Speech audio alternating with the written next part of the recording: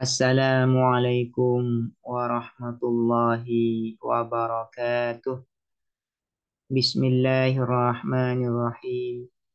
Alhamdulillahi rabbil alamin.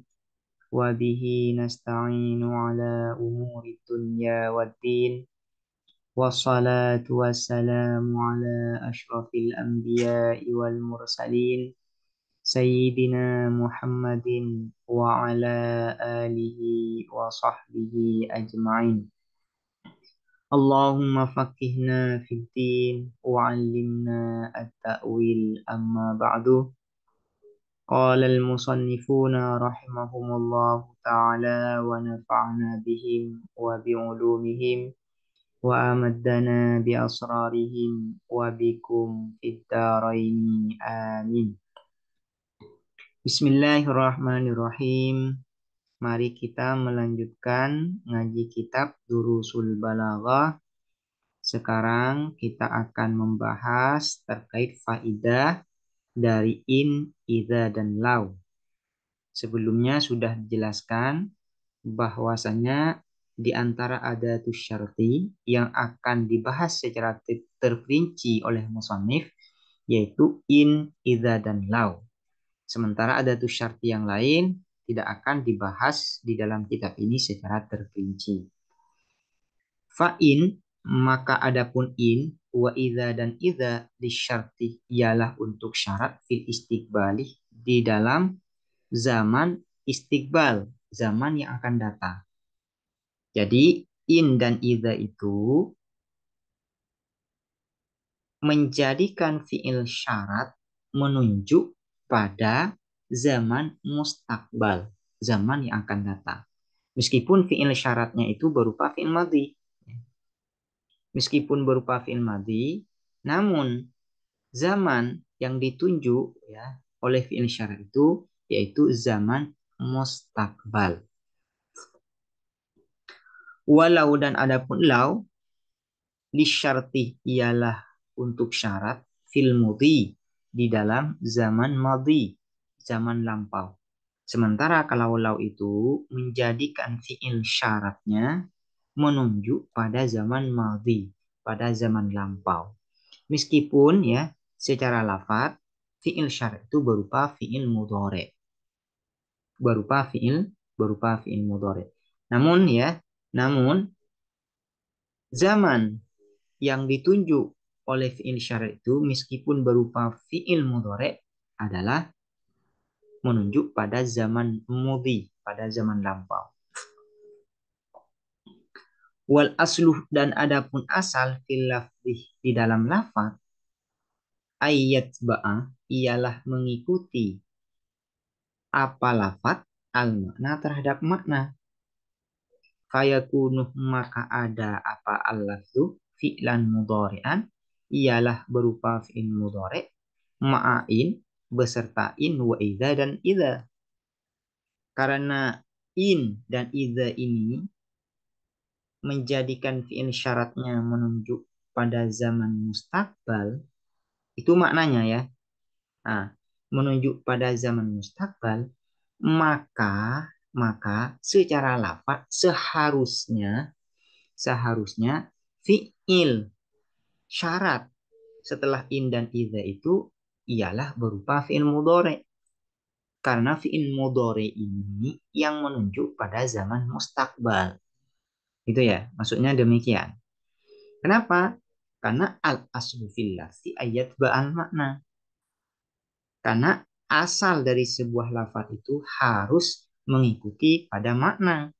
Kalau maknanya menunjuk pada zaman mustakbal, maka lafadznya juga harus menunjuk pada zaman mustakbal. Dan fiil yang menunjuk pada zaman mustakbal itu hanya fiil mudhari. Karena itu fiil syarat seharusnya ya, fiil syarat yang seharusnya terletak setelah in dan idza itu adalah berupa fiil syarat yang berupa fiil mudhari. Wa madian dan berupa fiil madhi ma'alau beserta lau. Sementara kalau setelah lau maka fi'il yang cocok yaitu fi'il madhi. Karena hanya fi'il madhi yang menunjuk pada zaman madhi, pada zaman lampau. Asalnya demikian ya. Asalnya demikian. Al-lafzu ayat ba'an makna. Karena lafaz seharusnya harus mengikuti pada makna. Karena fi'il syarat setelah lau ini menunjuk pada zaman madhi, maka lafaz secara lafaz yang harus ada setelah lau ini yaitu fi'il madhi. Demikian. Contohnya, wa iyastaghitsu yuwatsu bima'in kalmuhli. Wa iyastaghitsu, dan apabila minta pertolongan mereka, orang-orang kafir, yuwatsu maka ditolong mereka, bima'in dengan air, kalmuhli seperti logam yang mendidih, seperti logam yang mendidih atau besi yang mendidih. Nanti di hari kiamat itu orang-orang kafir itu akan minta pertolongan di neraka agar dikasih air. Nah, mereka akan dikasih air, tapi airnya air yang mendidih, seperti mendidihnya logam yang mencair, itu maksudnya. Nah, di sini in. Nah, di sini in. In ini menjadikan fi'il syarat setelahnya menunjuk pada zaman istiqbal. Dan yang memiliki zaman istiqbal adalah fi'il mudhari. Nah, yastaghiitsu ini berupa fi'il mudhari. Berarti antara makna dan lafaz ini sudah sesuai. Antara makna dan lafaz sudah sesuai. Contoh yang idza. Wa idza turaddu ila qalilin taqna'u. Dan ketika dikembalikan apa nafsu ila qalilin pada sesuatu yang sedikit, taqna'u, maka puas atau menerima apa nafsu. Ya, artinya kan kalau nafsu itu keinginannya selalu dituruti, maka tidak ada puas-puasnya. Maka akan selalu minta lebih nafsu itu. Cuman kalau nafsu itu dipaksa untuk pada sesuatu yang sedikit, maka nafsu akan merasa puas. Artinya sedikit pun akan cukup kepada nafsu. Kalau nafsu itu ya tidak di ke apa ya, tidak dituruti, selalu dituruti kemauan. Maka yang sedikit akan cukup. Demikian. Di sini mahallu syahidnya adalah idza. Idza menjadikan fi'il syarat setelahnya ya menunjuk pada zaman istiqbal. Dan yang menunjuk pada zaman istiqbal itu adalah fi'il mudhari. Nah, turatu ini berupa fi'il mudhari. Karena itu antara makna dan lafaz ini sudah sesuai. Kemudian yang lau. Contohnya, walau sya'a lahadakum ajma'in. Andaikan berkehendak siapa Allah, lahadakum maka sungguh memberikan petunjuk siapa Allah kum kepada kalian ajma'in seluruhnya. Di sini lau. Lau di sini disebut dengan lau imtina'iyah.